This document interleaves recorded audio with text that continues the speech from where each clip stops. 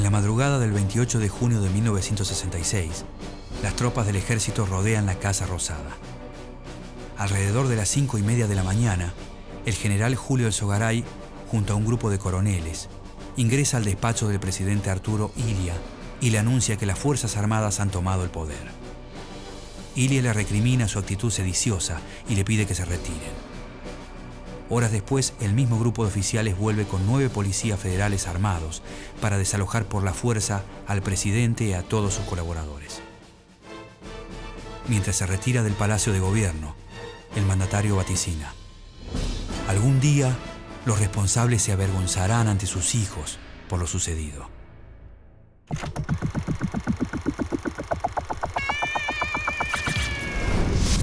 Fuerzas Armadas produjeron la única respuesta posible. No hay enemigo pequeño ni fuerza desdeñable, porque ya no hay pueblos aislados. El 29 de marzo de 1962, el presidente Arturo Frondizi es destituido por las Fuerzas Armadas. José María Guido, máxima autoridad del Senado, asume bajo el tutelaje militar. La cúpula castrense, fracturada internamente por sus distintas posturas frente al peronismo, se divide en dos bandos: los azules y los colorados. Los colorados, o gorilas, encarnan la línea más dura del antiperonismo y son partidarios de la proscripción perpetua del movimiento, al que ven como un partido clasista y violento que llevará al país inevitablemente por el camino del comunismo. Los azules o legalistas, al mando del general Juan Carlos Onganía, tienen una visión menos negativa del peronismo, del que rescatan su origen nacional y cristiano, y proponen unas Fuerzas Armadas por encima de la política, dispuestas a intervenir solo en situaciones de inminente amenaza a la seguridad nacional. En septiembre de 1962, se producen enfrentamientos armados entre las dos facciones militares y los azules se imponen sobre los colorados. El triunfo del bando comandado por Onganía abre el camino para un nuevo llamado a elecciones y perfila al general de las tropas legalistas como un nuevo caudillo nacional. Con el peronismo proscripto, la fórmula Arturo Illia Carlos Perete gana las elecciones de julio de 1963 con el 25,15% de los votos. Illia es un radical cordobés de la línea del ex gobernador Sabatini, que simpatiza con el ala progresista del partido. En octubre de ese año, asume el nuevo gobierno democrático, integrado por profesionales y por pequeños empresarios que le dan un marcado estilo patriarcal y honesto a la gestión. Con esta conciencia nacional, menos rígida y más solidaria, porque estará mejor esclarecida, podremos hacer la gran revolución pacífica y creadora que reclama la República. La revolución del orden, sin la explosividad anárquica, porque acataremos voluntariamente la vigencia del derecho. Sin embargo, la imagen de Illia comienza a desgastarse rápidamente. La negativa presidencial de reprimir la toma de fábricas con las Fuerzas Armadas y la decisión de dejar el desenlace de estos conflictos en manos de la justicia le da argumentos a la oposición para burlarse de su estilo moderado. Buena parte de los argentinos también ven en Illia la encarnación de la supuesta ineficacia y lentitud provinciana. Aunque durante su gestión la economía se vuelve dinámica y próspera, dos medidas generan malestar en las corporaciones y en la burguesía urbana liberal. Illia anula los contratos petroleros con empresas extranjeras por considerarlos ilegales y envía al Parlamento la ley de medicamentos, que limita el accionar de los poderosos laboratorios multinacionales. Parte del empresariado, grupos golpistas del ejército y sectores del sindicalismo se unen para conspirar contra el gobierno democrático. Desde la prensa se desata una feroz campaña de desprestigio contra el presidente. Como contrapartida, la figura del general Onganía goza de popularidad y se resalta su liderazgo y capacidad de acción.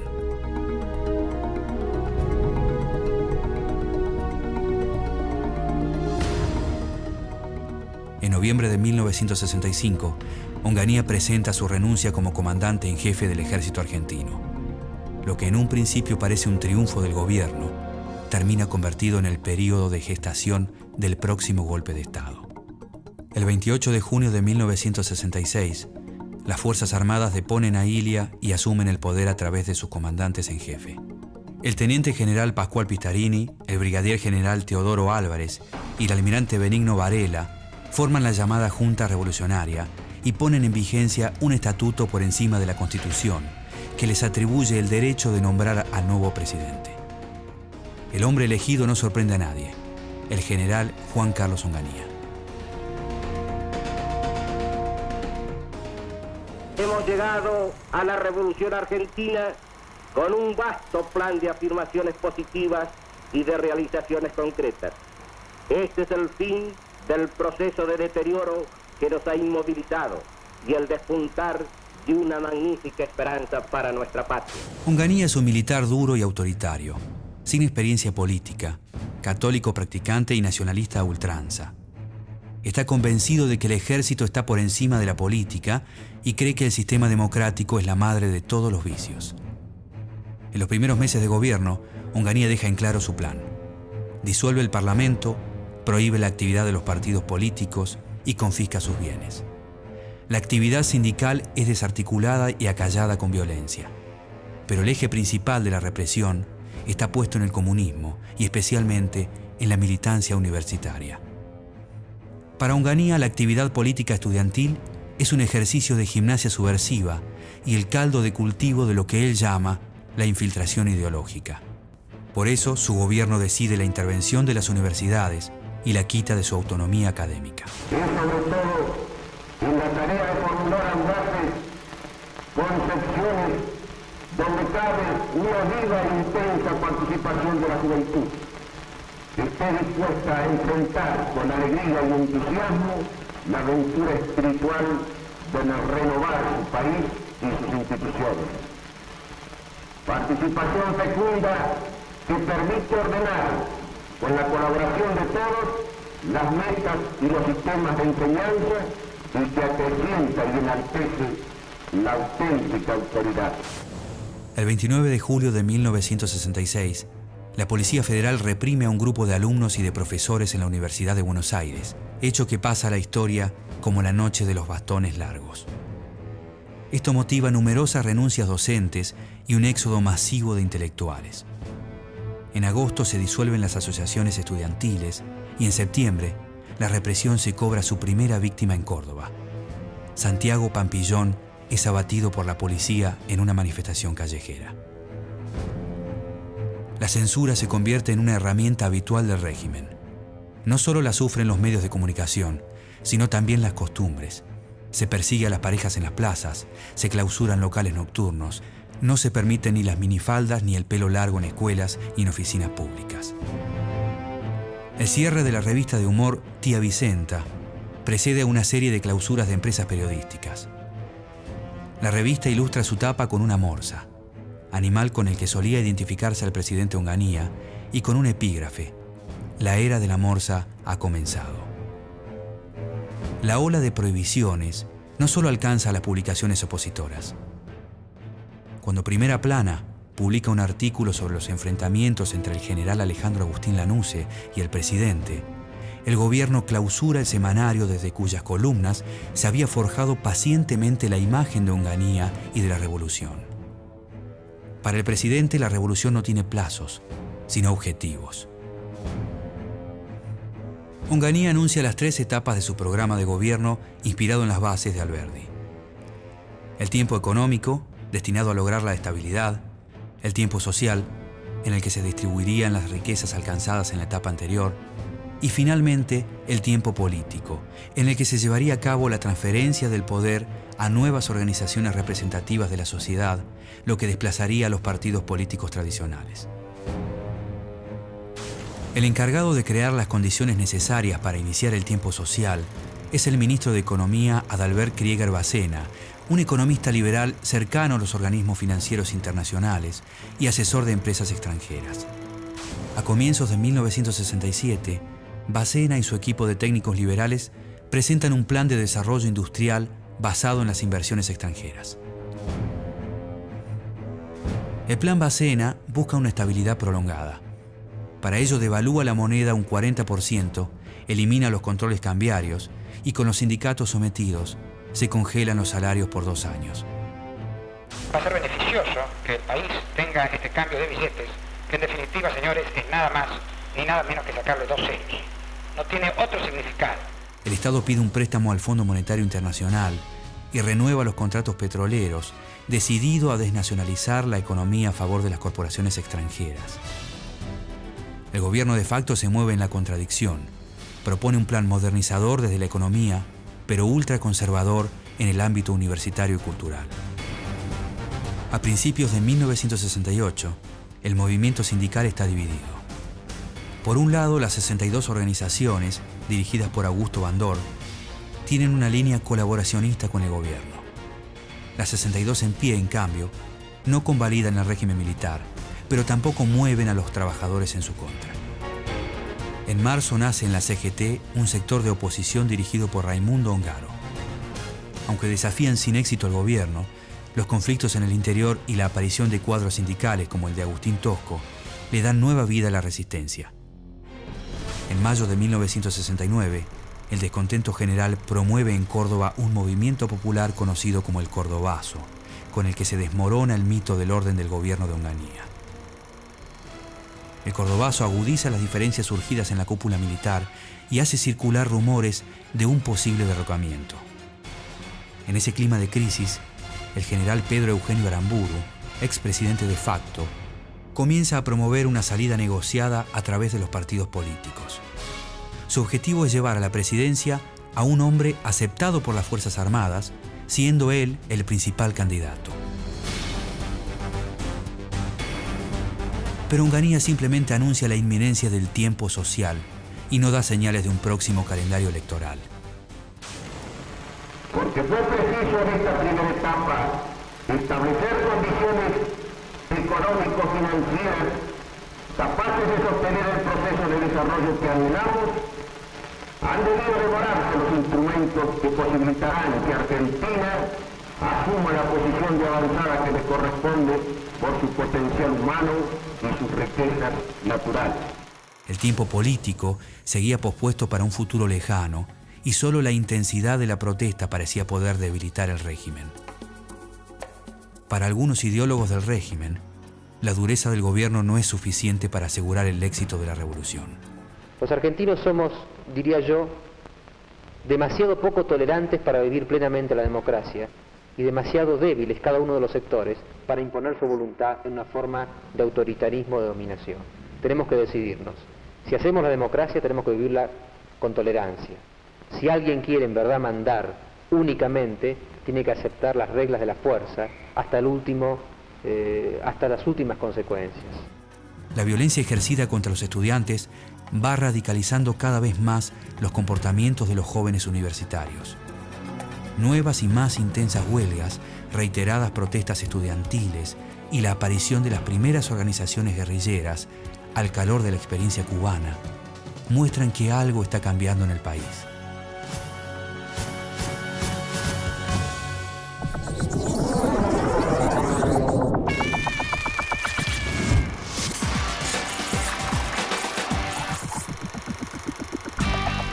Con la autoridad resentida frente a la inmanejable conmoción social, hackeado por la economía, Onganía intenta aliarse a Augusto Bandor y así postergar para un futuro indefinido la reanudación de la política partidaria.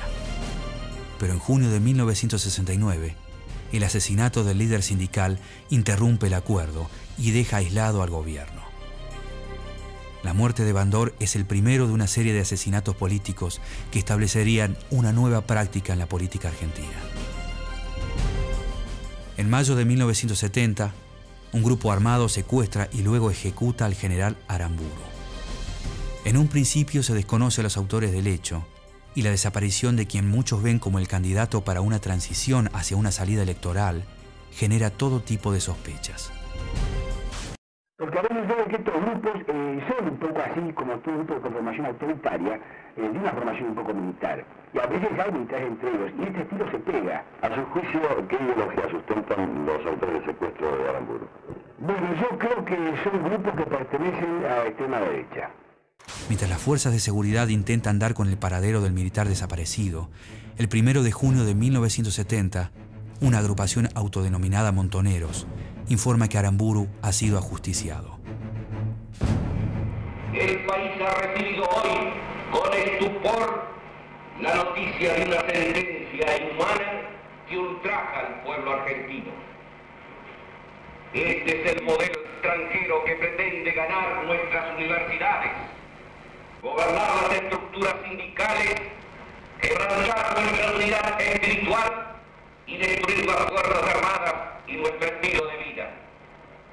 Para ello abusan de la libertad que los argentinos conquistamos con honor y sacrificio. Para la Junta de Comandantes, la noticia de la muerte de Aramburu pone fin al tiempo de Onganía, que el 8 de junio de 1970 debe abandonar la Casa Rosada. Seguimos ocultando la opinión popular respecto a la nueva situación institucional del país. ¿Cree usted que deben otorgarse elecciones? Verdaderamente que sí, ¿no? Muchas gracias. Por favor, señor, su opinión sobre esta situación. Está bien, creo que lo han sacado. ¿Está bien? ¿Considera oportuno? Sí, está muy bien. ¿Qué medida fundamental aconsejaría al nuevo régimen? Es un poquito difícil, ¿no? Pero lo principal de todo tendría que llamar elecciones. Los altos mandos militares designan en su lugar al general Roberto Levingston. El nuevo presidente es un militar poco conocido para la opinión pública, que se ha desempeñado como agregado militar ante la Junta Interamericana de Defensa en Washington. Al llegar al cargo, Levingston se encuentra con funcionarios previamente designados y con políticas de gobierno establecidas por la Junta de Comandantes, quienes bajo el liderazgo del general Lanusse pretenden una salida política a la dictadura. Pero Levingston pronto demuestra tener ideas propias y opuestas a los comandantes, y desafía públicamente las sugerencias de anunciar un programa político. Que se profundizará el proceso revolucionario. Los sucesivos requerimientos sobre las tareas o la apertura de un proceso electoral que todavía no está próximo, confunden a la opinión pública. La salida política que la Junta de Comandantes esperaba, buscando el apoyo de la mayoría, parece evaporarse nuevamente. En octubre, el presidente reemplaza a los ministros que le habían sido impuestos y las diferencias con los jefes militares se acentúan. Levingston nombra en el Ministerio de Economía a Aldo Ferrer, un economista vinculado a la Comisión Económica para América Latina. Ferrer, crítico de la extranjerización en que había caído la economía, se propone fortalecer el Estado y la industria nacional. Doctor, ¿cuál es el estado del proyecto de ley de compra nacional y a qué se refiere específicamente? El proyecto está a consideración del Presidente de la República, generaliza normas que aplicamos en las licitaciones de Zárate Brazo Largo y de Futaleufú y tiene como propósito orientar el poder de compra del Estado, que es muy grande, en torno de los 2.000 millones de dólares anuales, para favorecer el desarrollo de la empresa constructora local, de la industria local, de la tecnología y de la ingeniería local. Es una herramienta que se utiliza en todos los países modernos como palanca fundamental del desarrollo y en la Argentina la vamos a usar con toda energía. Sin embargo, estas decisiones generan el deterioro de las cuentas públicas y crece la inflación. En noviembre de 1970, incentivados por Lanusse, radicales, peronistas y otros partidos menores se reúnen y forman una coalición denominada La Hora del Pueblo, cuyo objetivo es presionar al gobierno para un llamado a elecciones. Y entonces este trabajo revela la coincidencia de estos partidos en la elaboración de propósitos fundamentales, define las soluciones, que van a ser una hermosa contribución para cuando tengamos el régimen logrado. La reaparición de los partidos políticos significa un duro revés para las ambiciones de Levingston, que ya tiene los días contados. Como había ocurrido con Onganía, Córdoba entra en escena una vez más para sellar la suerte del presidente de facto. En febrero de 1971, Levingston designa a José Camilo Uriburu como gobernador de la provincia mediterránea en reemplazo de Bernardo Vaz, un hombre cercano a Lanusse que defiende la idea de una salida política. La designación de Uriburu caldea aún más los ánimos en la convulsionada provincia, que al día siguiente amanece empapelada con recortes de diarios y se burla del mandatario. Uriburu es un hombre conservador, ultracatólico y con ideas cercanas al corporativismo fascista. Pero es su verborragia la que finalmente provoca la reacción de los cordobeses. Durante la Fiesta Nacional del Trigo, el nuevo gobernador anuncia que tiene como misión cortar la cabeza de la víbora comunista que anida en Córdoba. La frase desafortunada y la dura represión policial a la huelga del 12 de marzo desencadenan un violento alzamiento popular el día 15, que será conocido como el Viborazo. Una semana más tarde, la Junta de Comandantes destituye al presidente Levington. El general Roberto Marcelo Levington en ese auto, ese es el coche presidencial, allí se aleja de la Casa de Gobierno. El 26 de marzo de 1971, la NUCE asume la presidencia e inicia el que habría de ser el último mandato de la Revolución Argentina. Bueno, la situación del país en este momento crea un poco de incertidumbre en la ciudadanía. Lo veo en el cono de la oscuridad con que se inició en el mes de junio del año 66. La única, exclusiva solución es la salida democrática inmediata y con carácter de urgencia. Yo lo único que digo es que esto es un berenjenal que nadie lo entiende. ¿Y cuál sería la solución para usted, señor? Solución que llamara a elección y entregara el poder al pueblo. Acosado por la movilización popular y por el creciente accionar de la guerrilla, el nuevo gobierno entiende que solo la negociación con Perón de una salida política puede canalizar el descontento de la gente.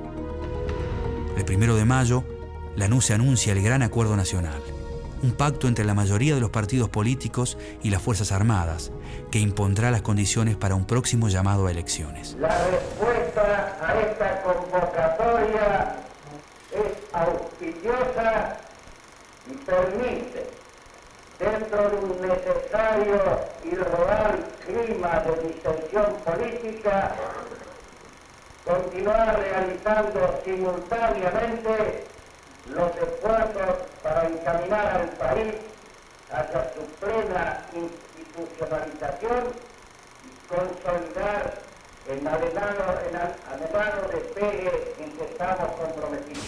Pero la sospecha de que el GAN es solo un instrumento para que la NUCE llegue a la presidencia genera desconfianza en la clase política. A mí el Gran Acuerdo Nacional gestado desde el gobierno tenía un destinatario oficial.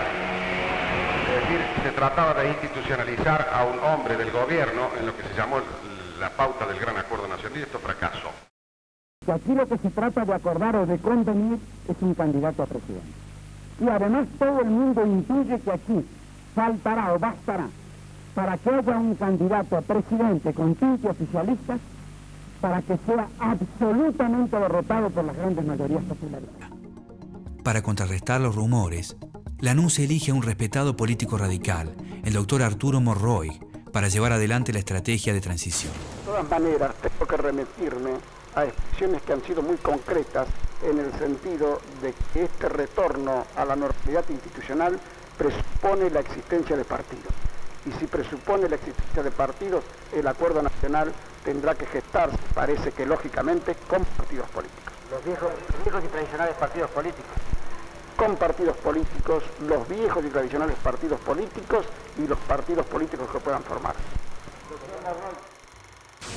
Sin embargo, con el transcurrir de los meses, el Gran Acuerdo Nacional se convierte en una disputa personal entre la NUCE y Perón. Al apoyo tradicional de los sectores obreros y populares, Perón ha sumado el de buena parte de la militancia juvenil, lo que logra una progresiva identificación de la protesta con su figura. Desde su exilio en Madrid, el líder apoya constantemente el accionar de las organizaciones armadas que invocan su nombre como parte de una estrategia para desgastar a la NUCE y posibilitar su retorno al país. En noviembre de 1971, Perón designa como su representante en el país a Héctor Cámpora. El nuevo delegado es el encargado de organizar el Frente Cívico de Liberación, Fresilina, una alianza electoral del peronismo con otros partidos como respuesta al Gran Acuerdo Nacional. Va a ser la primera reunión que le llamamos de las primeras reuniones preliminares de la constitución del Frente Cívico de Liberación Nacional, aunque venimos conversando con hombres ya dispuestos a su incorporación desde hace muchísimo tiempo, desde que el general Perón lanzara esta iniciativa de la constitución del Frente. Para mediados de 1972, la estrategia de la NUCE parece destinada al fracaso. Ante este Congreso que proclamara y ratifica irreversiblemente la candidatura del general Perón para presidente de todos los argentinos, convencido de que Perón no cederá a sus pretensiones, se autoexcluye como candidato y crea una cláusula proscriptora que impide a Perón presentarse a las elecciones. Los rumores sobre el posible retorno de Perón al país aumentan con el correr de los meses. Su deseo inagotable de contribuir a la mejor solución de los problemas que aquejan al país es la razón inspiradora de su regreso, que se producirá, señores periodistas, y por intermedio de ustedes al mundo entero, el día 17, viernes de la semana próxima, a las 11 horas de la mañana. Finalmente, el 17 de noviembre de 1972, después de 17 años de ausencia, Perón vuelve a pisar suelo argentino. Las Fuerzas Armadas montan un estricto operativo de seguridad alrededor del aeropuerto de Ezeiza, temiendo un levantamiento que nunca se produce. En los días que siguen, la residencia de Perón en Gaspar Campos se convierte en un lugar de peregrinaje por el que desfilan multitudes para ver al líder asomarse desde una ventana. Durante el breve lapso que dura su estadía, Perón sella un acuerdo de reconciliación con el líder del Partido Radical, Ricardo Balbín, y designa a Héctor Cámpora candidato a presidente por el Frejuli, un amplio frente electoral que reemplaza al Fresilina. Bajo el lema Cámpora al gobierno, Perón al poder, la juventud peronista y montoneros se abocan a una intensa campaña electoral por todo el país. El 11 de marzo de 1973, el pueblo concurre masivamente a las urnas y la fórmula del Frejuli triunfa con casi el 50% de los votos. El 25 de mayo, día de la asunción de Cámpora, una multitud eufórica se lanza a las calles para festejar el regreso a la democracia después de 7 años de dictadura. Durante la entrega de mando, el rostro adusto de Lanusse era la demostración más cabal de la amarga y humillante derrota con que finalizaba la ambiciosa revolución argentina. Mientras Lanusse debía huir en helicóptero, en los alrededores de la Casa de Gobierno, la sociedad movilizada obligaba a las Fuerzas Armadas a retirarse a los cuarteles.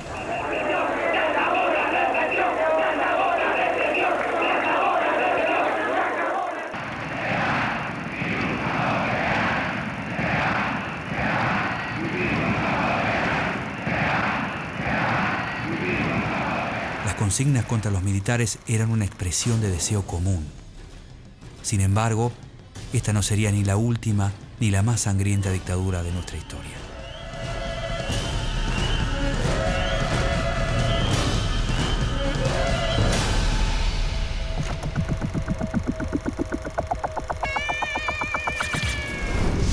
Las Fuerzas Armadas produjeron la única respuesta posible. No hay enemigo pequeño ni fuerza desdeñable, porque ya no hay pueblos aislados.